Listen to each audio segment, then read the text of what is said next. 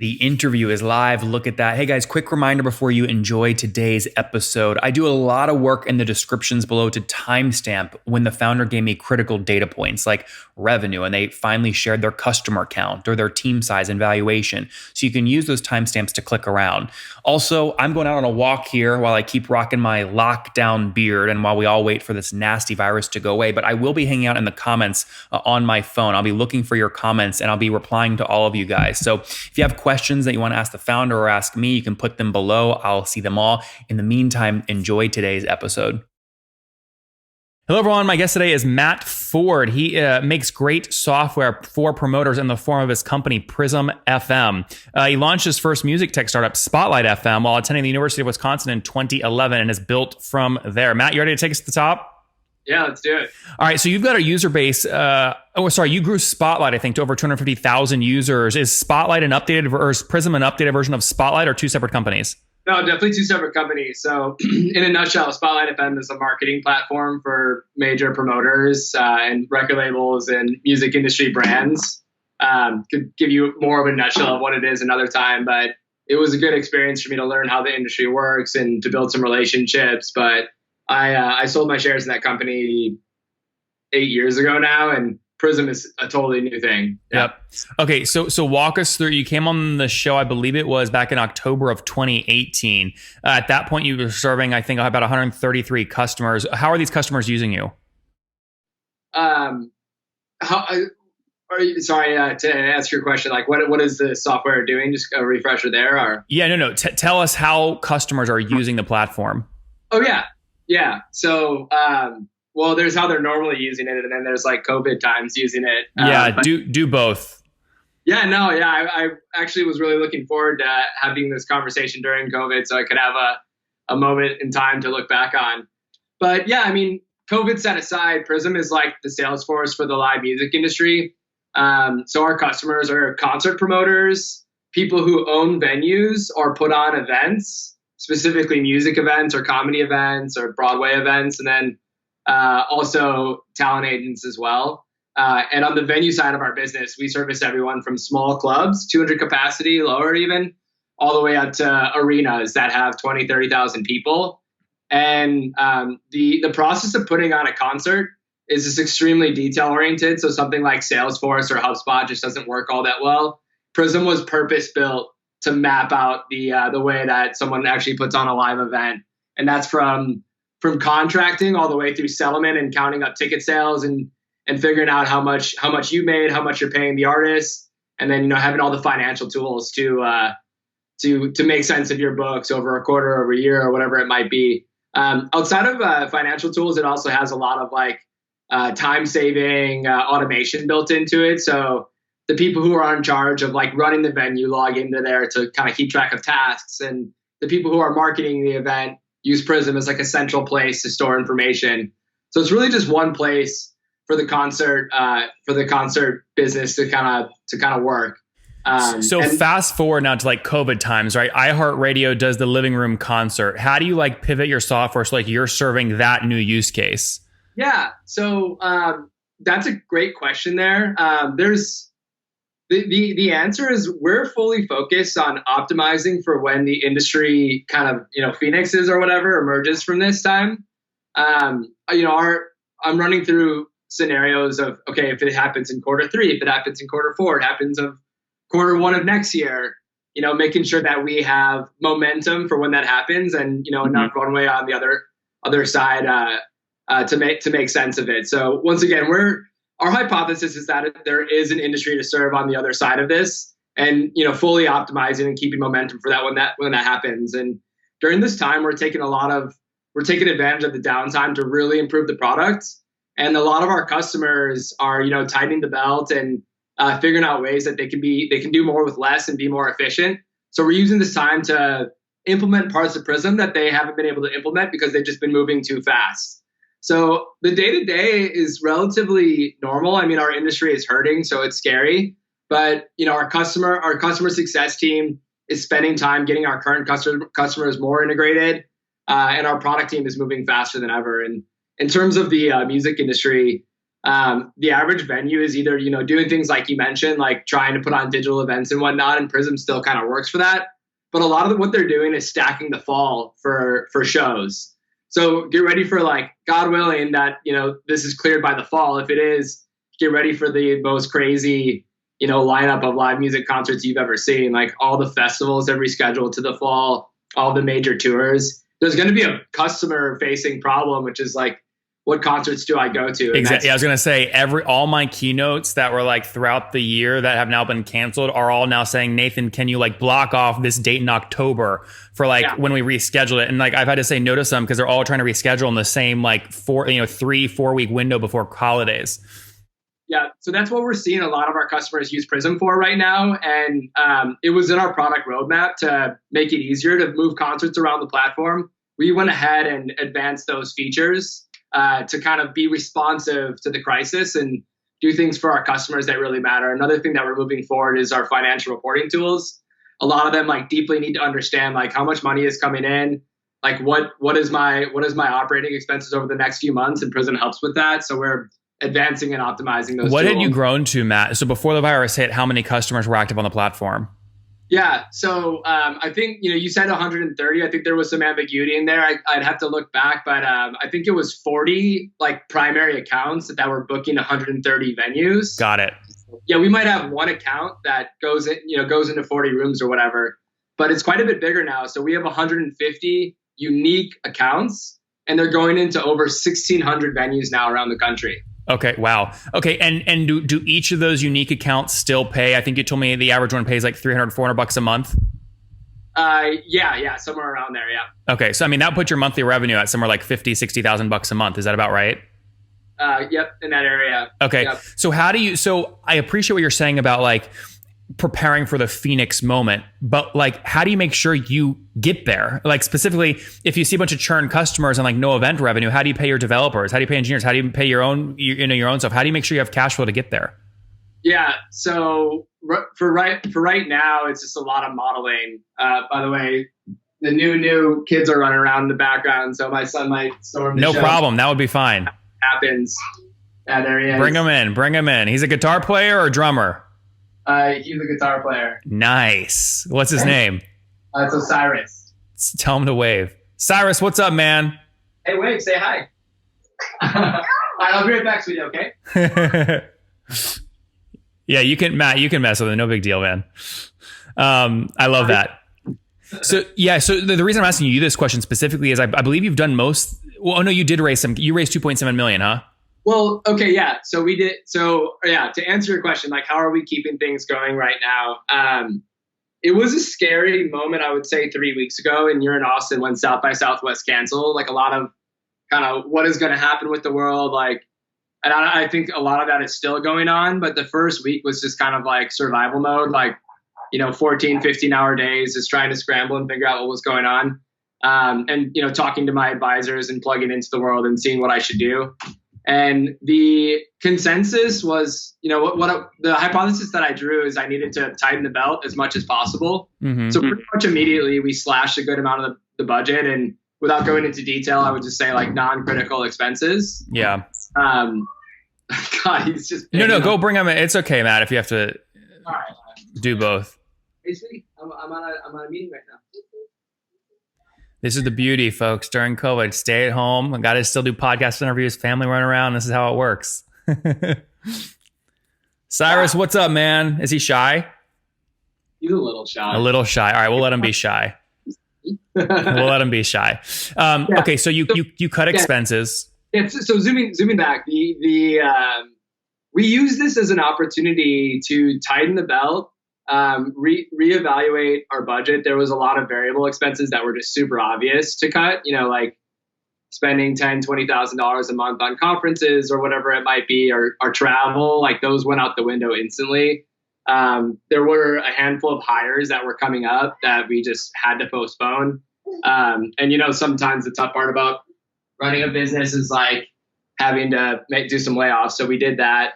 But really it was all in the spirit of protecting the core team so that we could emerge. So right now, I once again, I ran scenarios for quarter 2, quarter 3, quarter 4.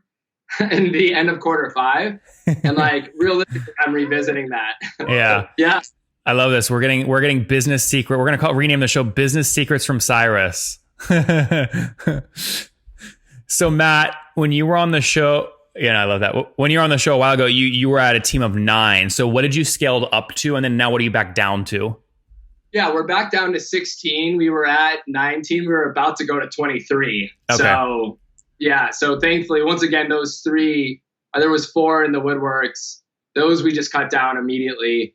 And I really we have cash reserves. So we're relying on the cash reserves. We haven't had a crazy amount of churn yet. We have had some people that are just in great, they're cut off from their revenue. So they've reached out and have asked for help. There's been a lot of people saying, hey, can we delay budget? Can we delay payment, or can we, can we cut, can we go from $1,000 a month to $500 a month, or $1,000 a month to $100 a month? And we're, proactively playing the good guy role in those situations, of course. Well, so how much of the 2.7 million you raised, I mean, how much have you been able to basically keep in the bank to ride this out? Yeah, luckily, I mean, we closed it in December, so it was we fully closed around in December, so the vast majority of it. Got it. That's December of 2019. Yeah, it's funny. When we talked, I think there was a series of events that happened that made me want to fix the fundamentals of the company, such that we weren't as reliant on outside funding to always get to the next level, and that we found more of a balanced approach between growth and profitability. And I think by actually focusing on profitability, it actually allowed us to grow more. Maybe there's this perception out there, if you're not spending out your socks and just focusing on growth, you're not innovating, or you're not on the cutting edge. But I found that as we focused on running a tighter ship, we've innovated more and more. And this COVID situation accelerated us into that. So I've timed the company up to the point where if we emerge from this in 3 months from now, which maybe that's possible, maybe that's not, we're a 15 times more fundamentally sound business with a better cash position, because we adjusted from how we were spending in the past. And then not only at that moment are we in a better cash position, but into the future as well. So that's really what my focus is on, is, when this emerges, having a more fundamentally sound company. And, also that's outside of my control. So I'm going to run 5 or 6 scenarios into the future and be ready to cut, accordingly. And hopefully this doesn't last 17 months into the future. I mean, at that point, there's a real situation there where do we go on ice completely? Publicly traded companies are going to start falling off the map at that point. I don't know who has 17 months or 18 months. And so Matt, what have you been able to get your monthly burn down under? Are you back under $100,000 a month burn? Right around there. Okay. Got it. So, I mean, that's one key question that every SaaS founder is asking is how many months of runway should I plan for? It sounds like you've extended to now you've got it sounds like way more than 12 months of runway in the bank. Oh yeah, way more. Yeah, definitely. Yeah. I mean, in our most pessimistic projections, we're around 17 months. In our most optimistic projections, we're, back to profitability, and we can just decide on how we want to intelligently grow the company. Yeah. Yep, I did, sweetie. I'll be right back down. I did hear you, sweetie. I love it. I love it. This is part of how it works. You can pick them up if you want, Matt. Whatever you need to do to be comfortable. Yeah. And then I love it. All right, so good. So you got plenty of runway left. You raised 2.7, obviously total to date. It sounds like driven nice growth though, right? I mean, last time you came on the show, 40 customers at $300-$400 a month. That was $15,000 a month in revenue. You're now up again 50, 60. I mean, that's nice growth. Yeah, for sure. And yeah, I mean, those are all approximations. Intentionally kind of ballparking right now because we're just to keep those numbers somewhat internal. But yeah, there's been really good growth in the last few years. He's messing with you now. He knows. we doubled the company since July. Wait, what is it right now? Yeah, no, since August we doubled the company in terms of revenue. That was the case in March. Yeah, at the end of March. Well, I love that, man. Time I checked. Let's wrap up here with the famous 5, so you can jump back in and play with Cyrus here. Number 1, favorite book or any book you're reading. Yeah, I'm reading Alan Watts' autobiography right now. Great read. Shout out to my friend Dom who gave it to me. Really, really enjoying it. I know Alan Watts is become super popular, even though he died in the 70s, because he's so charismatic and has some great perspective on spirituality. And reading his autobiography has been awesome. Yeah. Number two, is there a founder you're following or studying right now? Good question. Right now, I'm like, fully into this whole COVID movement and like, being as strong of a leader as I can for my team right now. So I guess I'm following myself and like spending the extra time combing every part of the budget and going the extra mile for customers, for my team, like hopping in on CS level stuff, like not being just like hopping in on whatever I can. If we need to import data right now and there's manual clicking, like I'm willing to do it. So I'm putting so much time on myself right now that's really it. In the past I said Elon Musk, but right now. And you literally have your hands full. Number three, what's your favorite online tool for building Prism? My favorite online tool, good question. Building Prism. Managing virtual workforce, anything you've signed up for to help you do that? Zoom right now is amazing, just because we're doing all this remote stuff. I'll give a shout out to Pendo. Pendo allows us to track our customer data, like see who's clicking into what, and that's giving us really key insight right now about like who's falling off the map. That lets us be proactive and make calls, and it's so detailed that we can look into every single button that's being clicked and like look at all that data, down to that level of granularity. So it's really impressive software. Number three, how many hours of sleep do you get every night? Sleep is key right now. So I'm trying to optimize for like 8 or 9. I turn my phone off at night. I meditate every day. I meditate every morning. I've been waking up at like 4, just my mind racing. And what I do is I go and meditate, and that lets me go back to sleep. So sleep's very important to me. I try to get 8 or 9. Long story short, it probably ends up being like 6. He says like he wants me to call you on the phone. It's clearly not going to happen. That's so funny. All right, and situation: married, single, kiddos. We only have one kid. No, single, one kid. I'm a co-parent though, so his mom and I have been splitting time, but she's been carrying a really heavy load. So really appreciate her. And when I have him, it's just me. So. Right now, he's watching a lot of Magic School Bus, which I got to still keep running the company. So it's really the only option. And even sometimes it doesn't work, as you're witnessing now. I think it works great. It adds a nice element. All right. And how old are you, Matt? I'm 30. Last question. Take us back 10 years. What do you wish you knew when you were 20? Okay. Great question. When I was 20, I love the answer that I gave last time, which was be willing to go through the experiences that like build courage or perseverance. This time around, I'll take it a step deeper and, all right, when I was 20, believe in myself. Yeah, that's a lesson that I've learned lately, is to really believe in myself, who I am as a founder, as a person. And then it also goes up into like believing life in the bigger picture, which has been a huge thing for me for COVID. Yeah. And the way I'm getting through that is pursuing unconditional happiness. So unconditional peace. I'm not waiting for COVID to pass to feel peace. I love that. Guys, wrapping up here with Matt and Cyrus. This is what it looks like. You got to run the company from home, but he's grown nicely. Prism FM serving the event industry and live event industry. They've scaled nicely over the past 3-4 years, now doing about $50,000-$60,000 a month in revenue. They'd raised $2.7 million. They had about 19 on the team. He's now back down to 16 and stopped on new hiring, now burning about, call it less than $100,000 per month with more than 12 months of runway in the bank to ride out the virus and hopefully emerge stronger on the other side, but not waiting for that to be happy as he focuses on meditating and spending time with his kid here, Cyrus. Matt, thanks for taking us to the top. Yeah, well put. Thank you. Appreciate the call. All right, guys, what'd you think? Enjoy the interview? If you like that one, a lot of data, be sure to click the little like button here on YouTube. And then additionally, coming up tomorrow, we have a founder revealing their valuation. The day after, we've got someone raising $100 million right now in the middle of the virus. How the heck are they going to do this? I don't want you to miss these interviews. So be sure to click my face right here and click the subscribe button to subscribe to the YouTube channel so you don't miss those new episodes. In the meantime, if you're looking for something else to do, I recommend you check out one of these 2 episodes for more more data on SaaS companies. And if you ever want more data, just look in the description of the videos and you can click to getlatka.com, where we have over 1,400 companies and all their revenue data, their churn, their CAC, their valuations. It's all there. It's like a much better version of the Inc. 5000. So check it out. In the meantime, be sure again to subscribe and then pick a video and interview to listen to next.